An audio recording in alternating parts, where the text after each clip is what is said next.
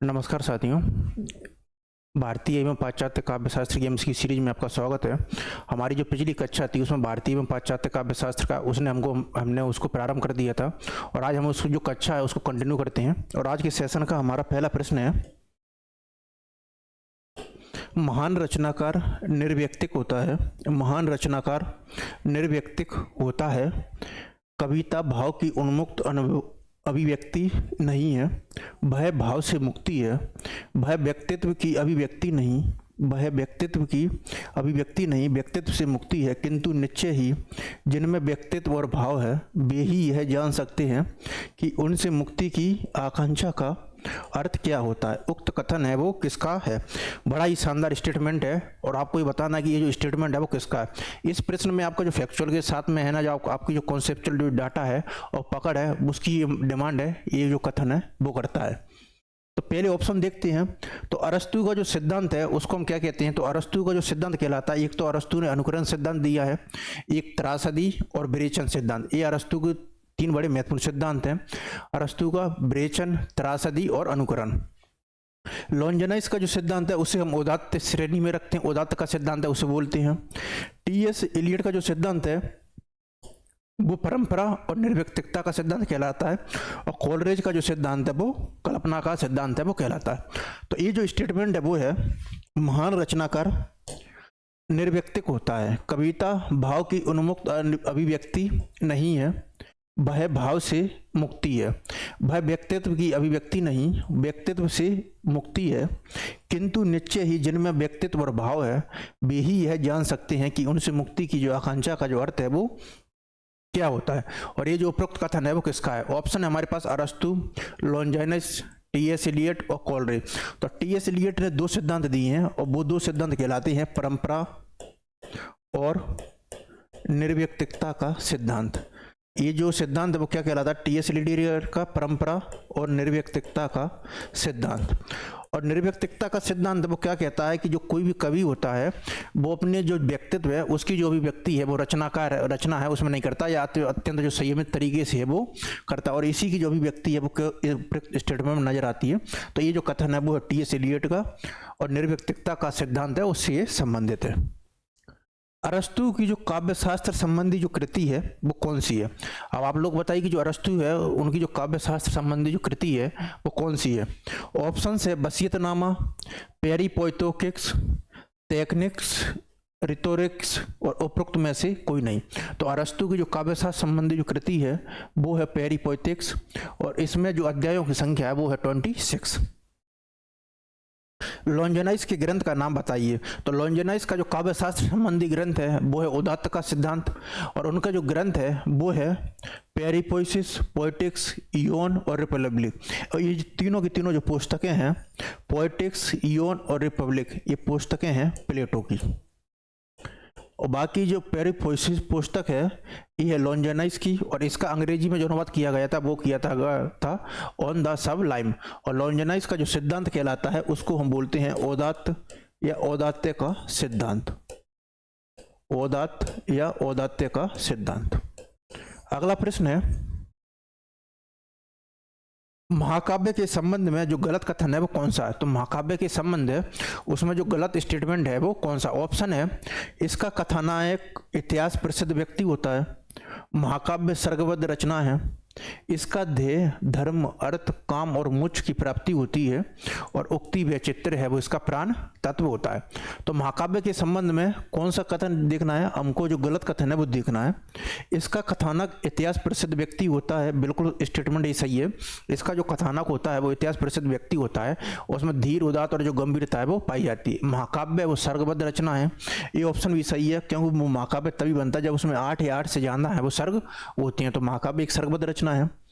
इसका ध्येय धर्म, अर्थ, काम और मोक्ष की प्राप्ति, इस बिल्कुल सही है। इसका जो चारों पुरुषार्थ हैं उनकी प्राप्ति है वो इसका लक्ष्य होता है। और उक्ति व्यचित्र इसका प्राण तत्व है, ये स्टेटमेंट है वो गलत है। इस तरीके से जो हमको गलत उत्तर देखना था तो जो डी आंसर है वो हमारा सही है। अब भक्ति के साधारण सिद्धांतों का कथन स्वामी हरिदास ने अपनी जो किस कृति है वो किस में किया है। तो स्वामी हरिदास है वो भक्ति काल की जो कृष्ण भक्ति काव्य धारा है उससे जुड़े हुए कवि और सिद्धांत और आचार्यकार है। तो भक्ति के जो साधारण सिद्धांतों का कथन भक्ति के साधारण सिद्धांतों का कथन स्वामी हरिदास ने अपनी किस कृति में किया है? ऑप्शन है निजमत सिद्धांत, सिद्धांत के पद, केलीमाल और वो हितवाणी। तो इनमें जिसमें किया वो है सिद्धांत के पद में। निम्नलिखित में से वस्तुवादी जो सिद्धांत है वो कौन सा है? बड़ा ही इंटरेस्टिंग और शानदार प्रश्न है कि निम्नलिखित में से जो वस्तुवादी और जो सिद्धांत है वो कौन सा है? ऑप्शन है अलंकार सिद्धांत। तो अलंकार जो सिद्धांत है इसके जो जनक हैं वो है भामह। रीति सिद्धांत है, फिर है औचित्य सिद्धांत। औचित्य सिद्धांत है इसके जो जनक हैं वो है क्षेमेंद्र। ध्वनि सिद्धांत का जो प्रवर्तन है वो किया गया था आनंद वर्धन के द्वारा, और जो रीति सिद्धांत है वो है वामन के द्वारा। तो इस तरीके से जो चारों स्टेटमेंट हैं, जो चारों सिद्धांत हैं, तो उनका वो आपको क्रम लगाने के लिए भी और मैच करने के लिए भी पूछा जा सकता है। तो अलंकार सिद्धांत भामह, रीति सिद्धांत है वामन, ध्वनि सिद्धांत है आनंद वर्धन और औचित्य सिद्धांत है क्षेमेंद्र। तो निम्नलिखित में से जो कौन सा है वो वस्तुवादी सिद्धांत है। तो वस्तुवादी सिद्धांत है उसकी हमको चर्चा करनी है। इनमें से जो कौन सा जो सिद्धांत है वो वस्तुवादी सिद्धांत। ऑप्शन है तो इनमें से जो वस्तुवादी सिद्धांत है वो है औचित्य सिद्धांत। तो जो क्षेमेंद्र का जो औचित्य सिद्धांत है उसी को हम वस्तुवादी सिद्धांत कहते हैं, और इसी को हम क्या है समन्वयकारी सिद्धांत है उसकी भी संज्ञा देते हैं। अगर आपसे पूछा जाए कि जो समन्वयकारी जो सिद्धांत है वो क्या है, तो वो है क्षेमेंद्र का औचित्य सिद्धांत। क्योंकि क्षेमेंद्र ने है कोई एक अलग से सिद्धांत का प्रतिपादन नहीं किया, बल्कि विभिन्न जो काव्य शास्त्रीय ग्रंथ है और जो गुण है उनका जो समन्वय है वो प्रस्तुत किया था। और क्षेमेंद्र ने औचित्य के कितने सिद्धांत तो कितने प्रकार बताए हैं, तो वो बताते हैं 27। तो क्षेमेंद्र का जो औचित्य का जो सिद्धांत है वो वस्तुवादी जो सिद्धांत है या समन्वयकारी सिद्धांत है वो कहलाता है, और उन्होंने औचित्य के भेदों की संख्या बताई है 27। अगला प्रश्न है शब्दार्थो सहितो वक्र कवि व्यापार शालिनी वंदे व्यवस्थितो काव्य तद हृदय कारणी उक्त उद्भावना है वो किस आचार्य की है? तो जो काव्य की जो परिभाषा है वो निम्नलिखित में से जो कौन से जो संस्कृत का आचार्य हैं उन्होंने दी है? ऑप्शन है दंडी, कुंतक, भामह और भोजराज। दंडी की जो महत्वपूर्ण पुस्तक है वो है दंडी की काव्य दर्श, और इन्होंने सर्वप्रथम है वो अलंकारों को व्यवस्थित रूप से जो परिभाषित और व्यवस्थित करने का काम है वो दंडी है, उनके द्वारा किया गया था। काव्य शोभाकरण धर्मान अलंकरण परिचय थे, ये जो परिभाषा है वो दंडी के द्वारा ही दी गई थी। फिर भामह और भोजराज। तो शब्दार्थो सहितो वक्र कवि व्यापार शालिनी बंदो व्यवस्थितो काव्यम तद हृदय कारणी। तो उक्त उद्भावना है वो आपको बताना है कि किस आचार्य की है। ऑप्शन में है दंडी, कुंतक, भामह और भोजराज। तो भामह का जो सिद्धांत कहलाता है कुंतक का जो सिद्धांत कहलाता है वो है वक्रोक्ति सिद्धांत।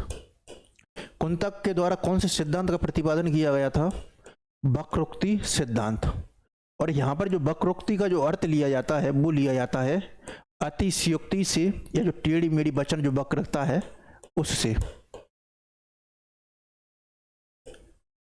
तो शब्दार्थो सहितो वक्र कवि व्यापार शालिनी वंदे व्यवस्थितो काव्यम तद हृदय कारणी। उक्त उद्भावना किस आचार्य की है? तो ये उद्भावना है कुंतक की। कुंतक का जो सिद्धांत है वो है वक्रोक्ति सिद्धांत। तो वहां से भी हम इसको है अजम्पशन है वो सही आंसर लगा सकते हैं वक्र। और वक्रोक्ति का यहाँ पर अर्थ है वो है टेढ़ी मेढ़ी रचना या टेढ़ी मेढ़ी वक्रताओं से, और एक अर्थ इसका है वो अतिशयोक्ति है उससे भी लिया जाता है। अगला प्रश्न है हमारा कतहूँ बिटप भूदर उपारी परसेन बरखत कतहूँ बाजी से बाजी मर्दे गजराज करखत।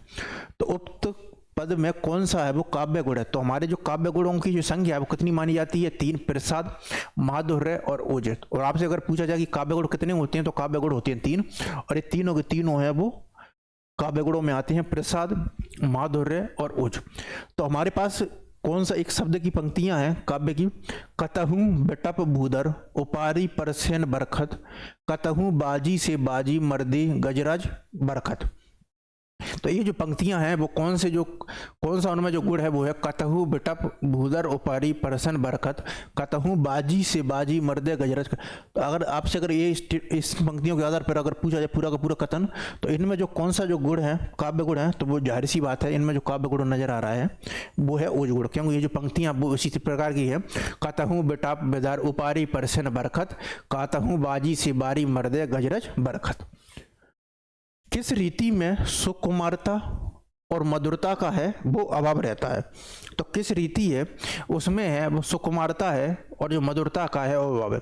सर्वप्रथम तो आप लोग एक बताइए जो रीतियों की जो संख्या है वो काव्य रीतियाँ वो कितने प्रकार की होती हैं? तो जो काव्य रीतियों की जो संख्या होती है वो है 3। तो काव्य रीतियाँ हैं वो कितने प्रकार की होती हैं? वो होती हैं 3 प्रकार की, वैदर्भी, पांचाली और गौड़ी। ये तीनों के तीनों काव्य रीतियाँ हैं और इनकी जो संख्या होती है वो है 3। तो वैदर्भी, पांचाली और गौड़ी।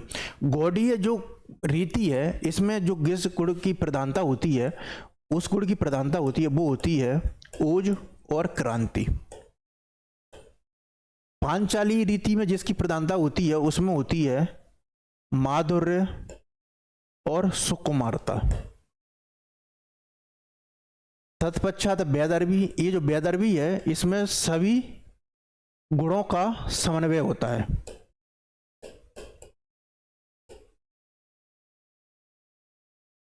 तो वैदर्भी है इसमें है वो सभी गुणों का समन्वय होता है। सभी गुणों का समन्वय होने के कारण ही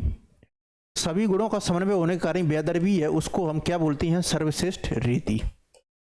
तो अगर आपसे पूछा जाए कि सर्वश्रेष्ठ रीति कौन सी है तो सर्वश्रेष्ठ रीति है वैदर्भी, क्योंकि इसमें काव्य की है वो समस्त गुणों का है वो समन्वय होता है। तत्पश्चात पांचाली में माधुर्य और सुकुमारता होता है और गौड़ीय में है ओज और क्रांति। अब हमसे पूछा है कि सुकुमारता और माधुरता का अभाव, तो जाहिर सी बात है कि वैदर्भी है उसमें तो सुकुमारता और माधुरता पाई जाएगी क्योंकि उसमें सभी काव्य गुणों का समन्वय अभिव्यक्ति है। पांचाली की तो ख्याति ही वो मधुरता और सुकुमारता के लिए है। तो अंत में बचता गौड़ीय, क्योंकि इसका जो संबंध है वो किससे है? ओज और क्रांति से, और इसमें माधुर्य और सुकुमारता का तो जो सवाल है वो ही नहीं उठता। इस तरीके से जो सी आंसर है वो हमारा क्या होगा? सही होगा। नेक्स्ट प्रश्न है, किस आचार्य ने समाधि, एकाग्रता और अभ्यास से उत्पन्न शक्ति को काव्य हेतु है वो माना है? तो कौन सा जो आचार्य है उन्होंने समाधि, एकाग्रता से अभ्यास और उत्पन्न को काव्य हेतु है वो माना है। अब सवाल उठता है कि काव्य हेतु है वो भारतीय काव्य शास्त्र में कितने प्रकार माने जाते हैं? तो काव्य हेतु है वो 3 प्रकार के माने जाती हैं और ये 3 प्रकार है वो है प्रतिभा, व्युत्पत्ति और अभ्यास।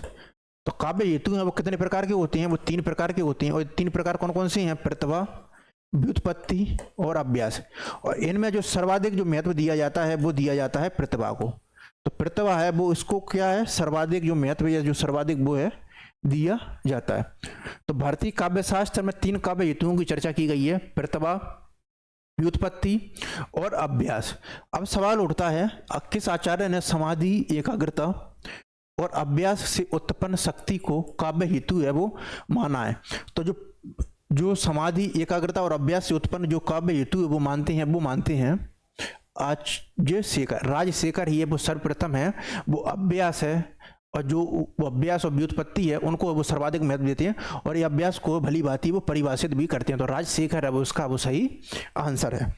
अगला प्रश्न है, और राजशेखर की बड़ी एक महत्वपूर्ण पुस्तक है, फिर है काव्यम सदम दृष्टा दृष्टार्थ वीरति कृतु हेतुवाद काव्य प्रयोजन के संदर्भ में ये जो कथन है वो किसका है? काव्य प्रयोजन का जो अर्थ होता है वो होता काव्य के अनंतर प्राप्त होने वाला लाभ, या कोई कवि है वो किस दृष्टि से और वो किस लिए है वो काव्य की जो रचना है वो करता है, तो इसी को ही वो काव्य प्रयोजन है वो बोला जाता है। तो काव्य प्रयोजन के संदर्भ में एक स्टेटमेंट है, काव्यम सदम दृष्टा दृष्टार्थ पीरति कृतु हेतुवाद। तो ये जो स्टेटमेंट है वो किसका है?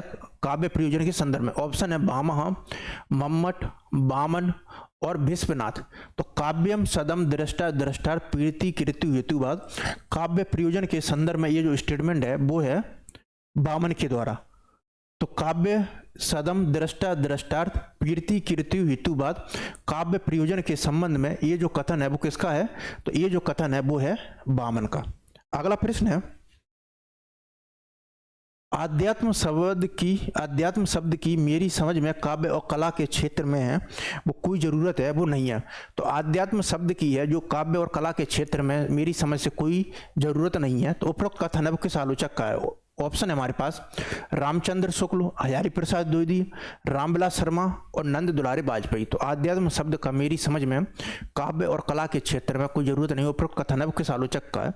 तो रामचंद्र शुक्ल हैं, वो हिंदी के आलोचक, एक मूर्धन्य आलोचक रहे हैं और इनका जो हिंदी साहित्य इतिहास का ग्रंथ है वो हिंदी साहित्य का इतिहास, जो कि 1929 है, उसमें है वो प्रकाशित हुआ था। और इनकी जो आलोचनात्मक पद्धति है वो तेन की जो विधेयवादी पद्धति है उससे प्रेरित है। आचार्य जो हजारी प्रसाद द्विवेदी है, ये जो ऐतिहासिक है या जो पौराणिक है उस दृष्टि से आलोचनात्मक दृष्टि करते हैं। रामविलास शर्मा एक प्रगतिवादी या मार्क्सवादी आलोचक है। तो दूसरी तरफ जो नंद दुलारे वाजपेयी हैं वो एक स्वच्छंदतावादी या जो स्वष्टवादी आलोचक हैं वो माने जाते हैं।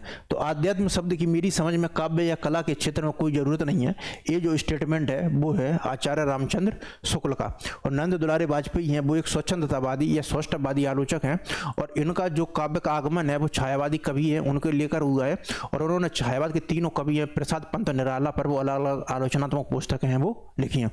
रामविलास शर्मा एक वो प्रगतिवादी और वो मार्क्सवादी आलोचक रहे हैं और हिंदी जाति की अवधारणा और हिंदी नवजागरण है कार्य क्षेत्र में इनका बड़ा ही महत्वपूर्ण योगदान है वो रामविलास शर्मा का रहा है। किस आलोचक ने स्वयं के बारे में कहा कि मेरा आगमन हिंदी के छायावादी कवि प्रसाद निराला और पंत की कविता के विवेचक के रूप में हुआ था? तो ये जो आंसर का जो हिंट है वो इससे जो पिछला प्रश्न है उसी में दे दिया गया था कि किस आलोचक ने स्वयं के बारे में कहा था कि मेरा आगमन हिंदी के छायावादी कवि प्रसाद निराला और पंत की कविता के विवेचक के रूप में हुआ था। ऑप्शन है नागेंद्र, रामविलास शर्मा, नंद दुलारे वाजपेयी और नामवर सिंह। तो किस आलोचक ने स्वयं के बारे में कहा था कि मेरा आगमन, ये जो स्टेटमेंट है वो स्टेटमेंट है नंद दुलारे वाजपेयी। और ये जो नंद दुलारे वाजपेयी हैं वो हिंदी में स्वच्छंदतावादी या जो स्वष्टवादी आलोचक हैं उनकी श्रेणी में आते हैं। तो ये स्वच्छंदतावादी या स्वष्टवादी आलोचक हैं वो आते हैं और इन्होंने छायावाद के तीनों कवि प्रसाद पंत और निराला पर अलग अलग आलोचनात्मक पुस्तकें हैं वो भी लिखी हैं।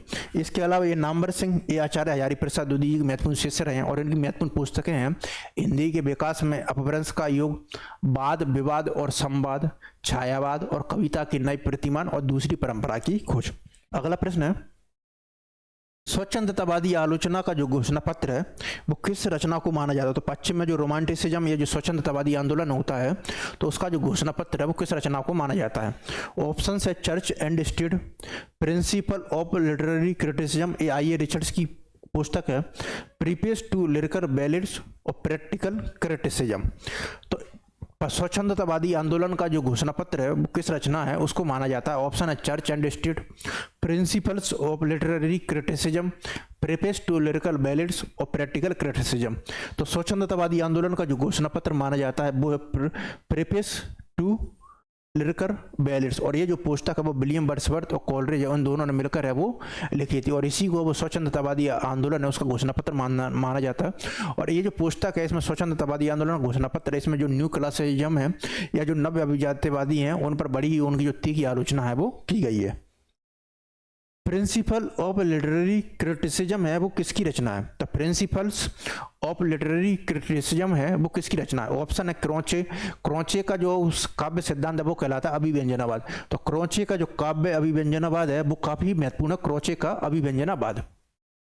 आई ए रिचर्ड्स, ये नई समीक्षा के जनक या नई समीक्षा को जो सैद्धांतिक आधार है वो आई ए रिचर्ड्स के द्वारा प्रदान किया जाता है और इनका जो तीन महत्वपूर्ण सिद्धांत है, एक मूल्य सिद्धांत, काव्य भाषा सिद्धांत और संप्रेषण सिद्धांत।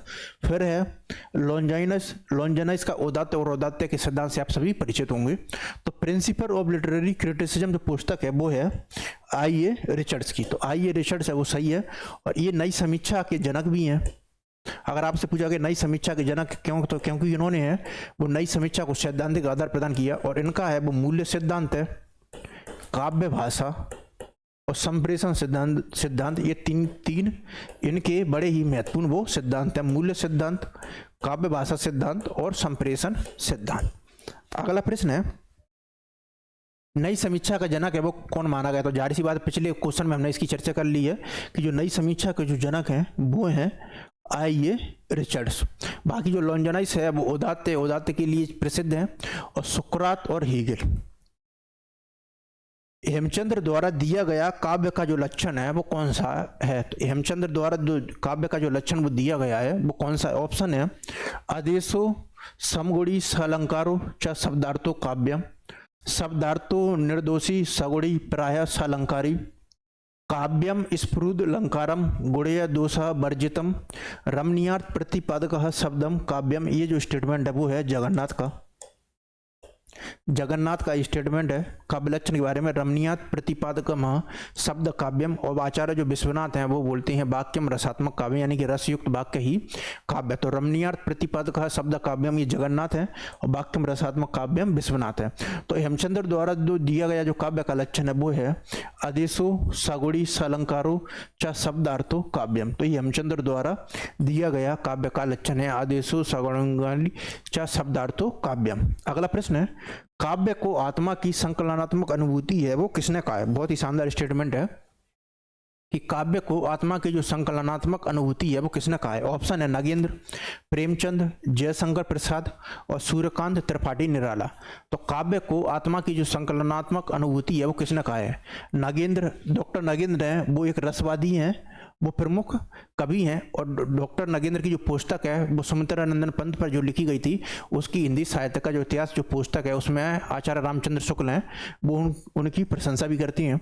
जयशंकर प्रसाद और सूर्यकांत त्रिपाठी निराला ये दोनों की दोनों छायावादी कवि हैं। और जयशंकर प्रसाद का ही स्टेटमेंट है कि काव्य को आत्मा की संकलनात्मक अनुभूति है। तो जयशंकर प्रसाद ने ही काव्य को जो आत्मा है उनकी जो संकलनात्मक अनुभूति है वो कहा है। इसके अलावा झरना, आंसू, लहर और कामायनी इनके प्रमुख काव्य संग्रह। तो जयशंकर प्रसाद के प्रमुख काव्य संग्रह कौन कौन से हैं। झरना, आंसू, लहर और कामायनी। और कामायनी है वो आधुनिक हिंदी का एक महत्वपूर्ण महाकाव्य है जो कि 15 सर्ग है उसमें विभाजित है। ये जो कामायनी जो महाकाव्य है इसकी शुरुआत है वो चिंता सर्ग से होती है और इसका जो अंत है वो है आनंद सर्ग से। और इसकी जो अंतिम पंक्तियां थी वो है समरस थे जड़ या चेतन, सुंदर साकार बना था, चेतनता थी एक विलास थी, आनंद अखंड घना था। जो सूर्यकांत त्रिपाठी निराला है ये हिंदी में जो मुक्त छंद के प्रणेता हैं उसके रूप में इनकी जो ख्याति है वो प्राप्त है। और अनामिका, परमल, गीत का इनके प्रमुख काव्य संग्रह है। पराप्रतिभा के नाम से चिन्मय शक्ति का विचार विवेचन है वो किस विद्वान द्वारा किया गया। बहुत ही शानदार प्रश्न है क्योंकि जो पराप्रतिभा के नाम से वो चिन्मय शक्ति का जो विकास है वो किस विद्वान के द्वारा किया गया। ये एमपी सेट में आया हुआ प्रश्न है कि पराप्रतिभा के नाम से चिन्मय शक्ति का विचार विवेचन है वो किस विद्वान द्वारा किया गया है। आचार्य अभिनव गुप्त, आचार्य मम्मट, बाघभट्ट और राजशेखर।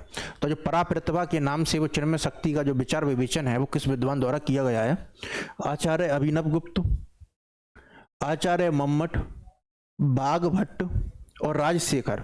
तो पराप्रतिभा के नाम से जो चिन्मय शक्ति का जो विचार विवेचन है वो किया गया है आचार्य अभिनव गुप्त द्वारा। तो पराप्रतिभा के नाम से जो चिन्मय शक्ति का विचार विवेचन है वो करते हैं आचार्य अभिनव गुप्त। भामह ने काव्य अलंकार में कितने अलंकारों का विवेचन है वो किया है। तो जो भामह है वो अलंकार जो संप्रदाय है उसके प्रवर्तक हैं या उसके प्रमुख सूत्रधार है। और भामह का जो ग्रंथ है जो अलंकारों से संबंधित है उसका नाम है काव्य अलंकार। और उसमें कितने अलंकारों का विवेचन है वो किया है। ऑप्शन है 70, 65, 38 और 48। तो भामह ने जो काव्य अलंकार है उसमें कितने अलंकारों का विवेचन किया है, उनकी संख्या है 38 और 38। तो भामह है उन्होंने जो काव्य अलंकार है उसमें 38 प्रकार के जो अलंकार हैं उनका विवेचन है वो किया है। बीभत्स, ये बीभाषा नहीं है, ये बीभत्स है। तो बीभत्स रस की जो देवता हैं वो कौन है। तो विभिन्न रस हैं, हिंदी में सामान्यतः जो रसों की संख्या है वो 9 है वो मानी जाती है। तो बीभत्स रस के जो देवता हैं वो कौन माने जाते हैं। ऑप्शन है हमारे पास कि बीभत्स रस के देवता कौन है। बीभत्स का सबसे पहले तो आप जो बीभत्स वो है उसका जो वो है वो आप बताइए कि उसका जो स्थायी भाव है कौन सा होगा बीभत्स। तो बीभत्स का है वो है जुगुपसा। और बीभत्स रस के देवता वो माने जाते हैं विष्णु, महाकाल, इंद्र और कालदेव। तो जो बीभत्स रस के जो देवता हैं वो माने जाते हैं, बीभत्स रस के जो देवता हैं वो माने जाते हैं महाकाल।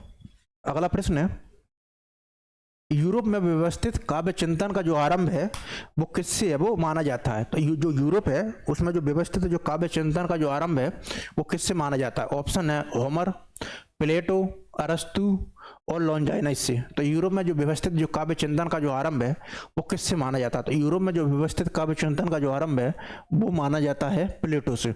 इंटरेस्टिंग बात यह है कि यूरोप में वो व्यवस्थित काव्य चिंतन का जो आरंभ है वो प्लेटो से माना जाता है, लेकिन प्लेटो है वो कवि या जो कलाकार है उसको बिल्कुल भी महत्व नहीं देते हैं, क्योंकि उनका मानना कि कवि या कलाकार होता है वो वस्तु जगत का अनुकरण करता है, और जो वस्तु है वो एक तरीके से जो आइडिया और जो प्रत्यय है उनका अनुकरण करते हैं। यही कारण है कि जो आइडिया और प्रत्यय का अनुकरण है वो वस्तु जगत करता है, और वस्तु जगत का अनुकरण है वो कवि या कलाकार के द्वारा किया जाता है।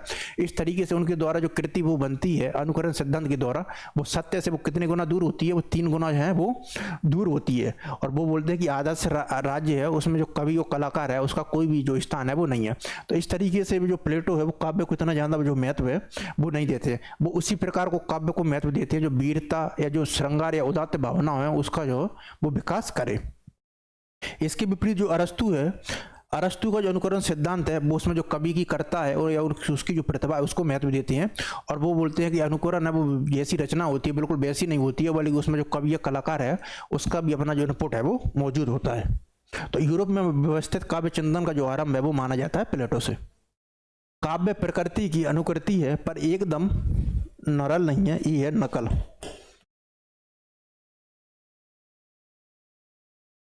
काव्य प्रकृति की अनुकृति है पर एकदम नकल ना होकर उसका पुनः प्रस्तुतिकरण है, ये जो कथन है वो किसका है?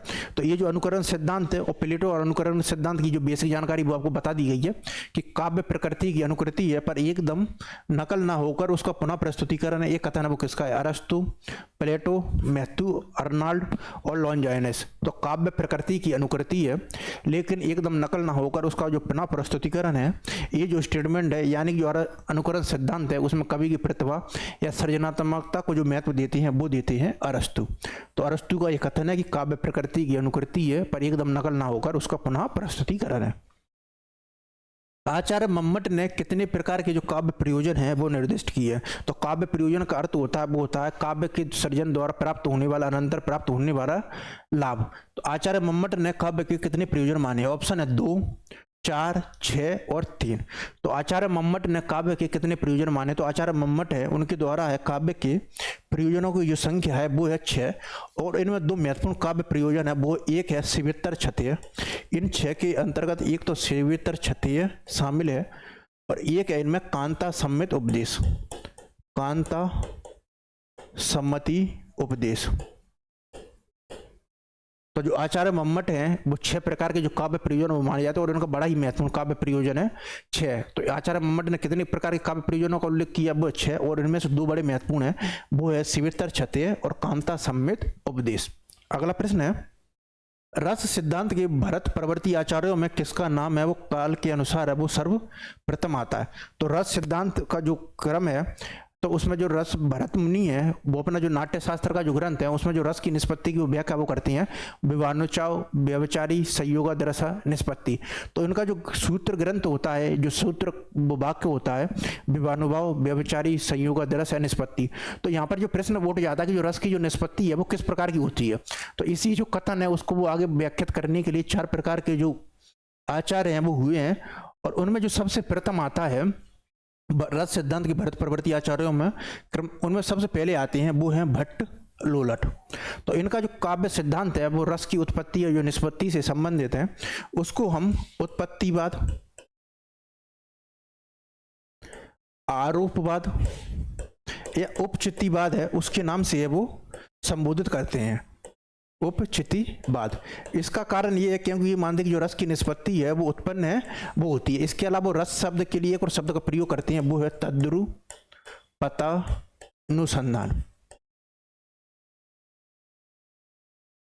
और ये जिस दर्शन से जुड़े हुए थे भट्ट लोलट उस दर्शन का नाम है मीमांसा। तो इनकी दर्शन का जो नाम है वो क्या है? मीमांसा। तो इनका जो दर्शन है उसका जो नाम है वो कहलाता है मीमांसा। भट्ट लोलट के बाद आते हैं संकुक।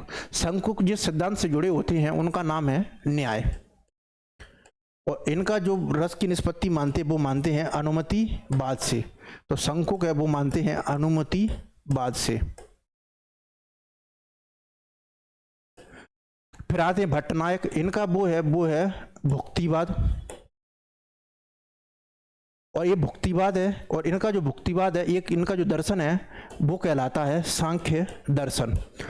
और इन्होंने सर्वप्रथम है वो रस के जो साधारणीकरण है उसका भी ये उल्लेख है वो करते हैं, रस के साधारणीकरण को, और रस को ब्रह्मा या ब्रह्मानंद के आनंद के स्वरूप है ये बतलाते हैं। और अंत में आते हैं अभिनव गुप्त, और अभिनव गुप्त का जो दर्शन है वो कहलाता है शैव दर्शन, और इनका जो वो है अभिनव गुप्त का अभिव्यक्तिवाद।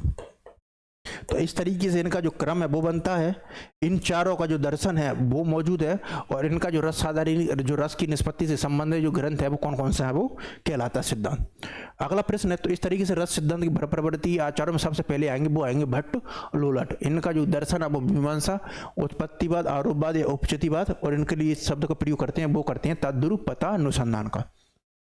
भारतीय रस सिद्धांत की तुलना में डॉक्टर आई ए रिचर्ड्स की हम चर्चा भी कर चुके हैं।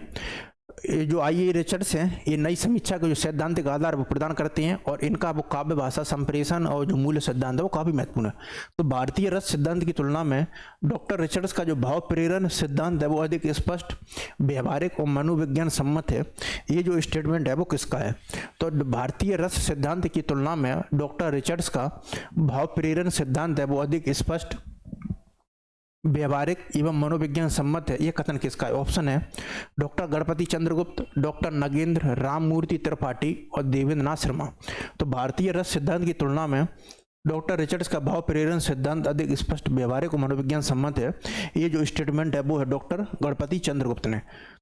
तो ये जो स्टेटमेंट है वो है डॉक्टर गणपति चंद्र गुप्त का। तो भारतीय रस सिद्धांत की तुलना में डॉक्टर रिचर्ड्स का भाव प्रेरण सिद्धांत अधिक स्पष्ट, व्यवहारिक है। ये जो स्टेटमेंट है वो डॉक्टर गणपति चंद्र गुप्त का नहीं है, बल्कि ये जो स्टेटमेंट है वो है देवेंद्र नाथ शर्मा का। ये देवेंद्र नाथ शर्मा का स्टेटमेंट है, और देवेंद्र नाथ शर्मा की जो पुस्तक है उसका नाम है भारतीय एवं पाश्चात्य काव्य शास्त्र।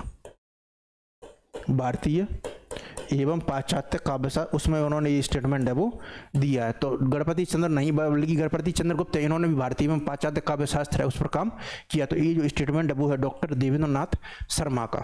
अगला प्रश्न है, काव्य की पूर्ण अनुभूति के लिए कल्पना का कवि व्यापार कवि और श्रोता दोनों के लिए अनिवार्य है। ये जो कथन है वो किस आलोचक का है? तो काव्य की पूर्ण अनुभूति के लिए कल्पना का जो व्यवहार है वो कवि और श्रोता दोनों के लिए है अनिवार्य। ये आलोचक कथन है वो किस आलोचक का? नंद दुलारी वाजपेयी, डॉक्टर नगेंद्र रामचंद्र शुक्ल और कॉलरिज। तो कॉलरिज का एक तो कल्पना का सिद्धांत है, तो यहाँ से आप लोग ये समझ सकते हैं कि कॉलरिज का जो कल्पना सिद्धांत है तो उसी के आधार पर हम क्या है कल्पना है उसको लगा देते हैं। तो इस तरीके से कॉलरिज वो उसका सही आंसर है वो आप मान सकते हो, लेकिन ये जो कथन है वो कॉलरिज है उनका नहीं है। तो काव्य की पूर्ण अनुभूति के लिए कल्पना का व्यवहार है वो कवि और श्रोता दोनों के लिए अनिवार्य है। ये जो स्टेटमेंट है वो है आचार्य रामचंद्र शुक्ल का। और कविता क्या है उसमें ये निबंध है उसमें इस बात को वो लिखित है वो करते हैं। तो काव्य की पूर्ण अनुभूति के लिए कल्पना का व्यापार कवि और व्यापार है दोनों के लिए उल्लेखनीय। इसके लिए वो भावयात्री और जो कार्ययात्री जो कल्पना है उन दोनों की चर्चा है वो करती है। निम्नलिखित में से कौन सा वो रूपवाद से संबंधित नहीं? तो जो रूपवादी जो आंदोलन है वो 19वीं और जो 20वीं सदी है उसमें है वो रूस में है, उसका जो विकास है वो होता है। और ये काव्य के फॉर्म या जो कंटेंट है या जो काव्य शैली है उस पर ये शिल्प पक्ष है उस पर ही महत्व देती है। तो इनमें से कौन सा है वो रूपवाद से संबंधित नहीं है? ऑप्शन है रेमंड विलियम्स, ये तो गलत ही आ गया, विस्टर सोकोलोवस्की और बेरियस तोरोस्नगे। तो इनमें से जो रूपवाद से संबंधित नहीं है वो है रेमंड विलियम्स। अगला प्रश्न है, प्लेटो ने वो काव्य के हैं वो कौन से जो भेद हैं वो स्वीकार किए हैं? तो प्लेटो के द्वारा है वो काव्य के हैं वो कौन से जो भेद हैं वो स्वीकार किए जाते हैं? ऑप्शन से अनुकरणात्मक प्रेषण और दुखात्मक नाटक, अनुकरणात्मक प्रेषण और दुखांतक नाटक, वर्णनात्मक या डिविरेम्ब, इसको डेथिरेम्ब नहीं है ये डिविरेम्ब है, प्रगीत, और फिर मिश्र काव्य जैसे होमर, एलियट और ओडेसी। तो प्लेटो के द्वारा है वो काव्य की है वो कौन कौन से भेद हैं वो स्वीकार किए जाते हैं? तो प्लेटो के द्वारा है उनके द्वारा है वो काव्य के 3 भेद हैं वो स्वीकार किए जाते हैं। तो उनमें पहला है अनुकरणात्मक प्रेषण और दुखांतक नाटक, ये ऑप्शन सही है। दूसरा है वर्णनात्मक प्रगीत या डिविरेम्ब, ये भी सही है। और तीसरा है मिश्र काव्य होमर, एलियट और ओडियस। तो प्लेटो के द्वारा काव्य के जो 3 भेद स्वीकार की जाती है, ये तीनों के तीनों अब उसमें मौजूद हैं। अनुकरणात्मक, प्रेषण और दुखांतक नाटक, वर्णनात्मक, डिबिरम और मिश्र काव्य, होमर, एलियट और एडेसी। तो जो तीनों के तीनों जो स्टेटमेंट है वो हमारा सही है। अगला प्रश्न है, मेरी विद्यापीठ के 2 भाग हैं, एक है शरीर और दूसरा मस्तिष्क, अन्य सभी छात्र शरीर है और अरस्तु है वो मस्तिष्क है। ये जो कथन है वो किसका है? कितना शानदार स्टेटमेंट है कि मेरी विद्यापीठ के है वो 2 भाग हैं। मेरी विद्यापीठ के 2 भाग हैं, एक है शरीर और दूसरा मस्तिष्क, अन्य सभी छात्र हैं वो शरीर है और अरस्तु वो मस्तिष्क है। और ये ऑप्शन है, कथन है किस पाश्चात्य दार्शनिक का है? ऑप्शन है प्लेटो, हेरेमियस, ये होमर नहीं है, ये होमर है, होमर और सुकरात। तो मेरे विद्यापीठ के 2 भाग हैं, एक है शरीर और दूसरा मस्तिष्क, अन्य सभी छात्र हैं वो शरीर हैं और अरस्तु मस्तिष्क है। ये जो कथन है वो किस पाश्चात्य दार्शनिक का है? ऑप्शन है प्लेटो, हेरिमस, हेरियस, होमर और सुकरात। तो ये जो कथन है वो है प्लेटो, और प्लेटो है वो अपने जो शिष्य है अरस्तु, उनकी काव्य प्रतिभा और उनकी जो गुणवत्ता और प्रतिभा से प्रभावित होकर वो बोलते हैं कि मेरी विद्यापीठ है उसके 2 भाग है, एक है शरीर और दूसरा मस्तिष्क, अन्य सभी छात्र शरीर और अरस्तु मस्तिष्क। आज के हमारा जो सेशन है उसका लास्ट प्रश्न है, निर्व्यक्तिकता के संदर्भ में टी.एस. एलियट है वो किसके विचारों से है वो प्रभावित थे? तो टी.एस. एलियट है तो वो उनके वो कौन कौन से विचारों से प्रभावित है? और टी.एस. एलियट को है वो व्यवहारिक आलोचना, उसका जो सूत्रपात परिवर्तन के तौर पर भी कई आलोचक हैं वो मानते हैं। टी.एस. एलियट के 2 महत्वपूर्ण सिद्धांत हैं, एक परंपरा और निर्व्यक्तिकता का सिद्धांत। तो टी.एस. एलियट है वो किसके विचारों से प्रभावित थे? ये एकरा पाउंड नहीं है, ये है एजरा पाउंड, एजरा पाउंड, उसको एकरा पाउंड कर दिया गया। क्रिस्टोफर कॉडवेल, एजरा पाउंड, दिल्ली पार्ड और एक कीरकेगार्ड। तो निर्व्यक्तिकता के संबंध में जो टी.एस. एलियट है वो किसके विचारों से प्रभावित थी? क्रिस्टोफर कॉडवेल, एजरा पाउंड, दिल्ली पार्ड और कीरकेगार्ड। तो ये जो एजरा पाउंड है ये किस आंदोलन से जुड़े हुए थे? एजरा पाउंड और टी.ई. उल्मे ये जुड़े हुए थे बिंबवादी आंदोलन से। तो एजरा पाउंड और टी.ई. उल्मे वो किससे जुड़े हुए थे? बिंबवादी आंदोलन से। कीरकेगार्ड है ये अस्तित्ववादी आलोचना है, उसके जो प्रवर्तन है या उसके पितामह है कीरकेगार्ड, सार्थ, कीरकेगार्ड और कीरकेगार्ड। फिर है क्रिस्टोफर। तो निर्व्यक्तिकता के संबंध में टी.एस. एलियट है वो किसके विचारों से प्रभावित थे? उसका आंसर है एजरा पाउंड। तो ये एजरा पाउंड के साथ में ही उन्होंने है, एजरा पाउंड और जो टी.एस. एलियट इन दोनों ने मिलकर ही वो काम किया था और ये बिंबवादी आंदोलन के मतलब साथ में रहे हैं उसके टी. उल्म के, और इनके विचारों से प्रभावित होकर वो टी.एस. एलियट ने उन्होंने वो निर्व्यक्तिकता का जो सिद्धांत है वो दिया था। तो इस तरीके से इसका जो आंसर है वो एजरा पाउंड सही है। आज के लिए हम इतना ही रखते हैं। ये अभी काव्य शास्त्र वाला प्रश्न है, जैसे भारतीय पाश्चात्य काव्य शास्त्र, तो ये काफी कठिन और जटिल टॉपिक है, तो इसलिए हम इसमें जो एमसीक्यू की जो संख्या है वो 30 और 30 है वो तो नहीं रख रहे हैं। आगे आने वाली कक्षाओं में हम उसका जो एमसीक्यू की संख्या है वो बढ़ा देंगे। उसका कारण है कि ये क्या कठिन है और इसमें क्या धीरे धीरे है वो उसी तरीके से चलना वो सही है, क्योंकि अगर हम तेज ज़्यादा करेंगे तो ना तो उसमें इतना ज़्यादा समझ पाया आएगा और ना हम एमसीक्यू वगैरह उनको जो औचित्य हो उनका एमसीक्यू का वो सही वो भी पूर्ण हो पाएगा। तो उसके कल की जो कक्षा है, आगे से जो कक्षाएं होंगी उसमें जो एमसीक्यू की संख्या वो बढ़ जाएगी। ये जो प्रश्न है वो उनका जो लेवल था वो हाई था, इसी कारण इनकी जो संख्या वो भी कम रखी गई है। तो आज की सेशन के लिए धन्यवाद। मिलती है हम अगली कल कक्षा में।